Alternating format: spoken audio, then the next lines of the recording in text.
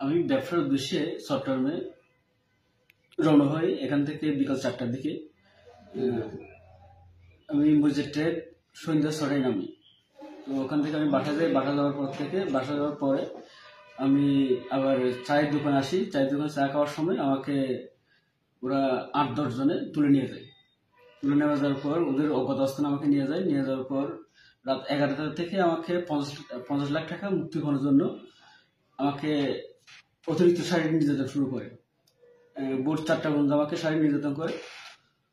এরপরে আমার বাড়িতে ফোন দিয়ে 5 লাখ টাকা দাবি করে। বিভিন্ন দফায় আমাকে বাড়ি থেকে ওরা 70,000 টাকা বিকাশের মাধ্যমে টাকা নেই। যখন আমাকে অপহরণ করছিল তখন আমার কাছে 52,000 টাকা ক্যাশ ছিল, আর একটা ওপো একটা মোবাইল ছিল। ওরা ওইগুলো নিয়ে নেয়। তারপর পরের দিন পেগো থানা পঞ্চাশটায় ওরা ওখানে অপসারণ করে। ওরা আমাকে গতকাল রাত্রে আমাকে উদ্ধার করে আমাকে পেগো থানা নিয়ে আসে। বিভিন্নভাবে শারীরিক নির্যাতন করা হয়। আমাকে উলঙ্গ করে আমাকে ওরা 10 জন একসাথে লাঠি দিয়ে হাত পা বেঁধে, মুখে গলা বেঁধে আমাকে ওরা অতিরিক্ত মানে টানা 10টা থেকে ওরা 50 লাখ টাকা দাবি করার জন্য আমাকে ওরা 10 জন একসাথে আমাকে লাঠি দিয়ে পাঠানো হয়।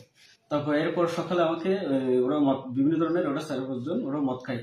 মদ খাওয়ার পরে ওরা আমাকে নাচিয়ে আবার ওরা শারীরিকভাবে নির্যাতন করে। এগুলা তোরা বল, এগুলা আমরা বিক্রি করার জন্য আসছি।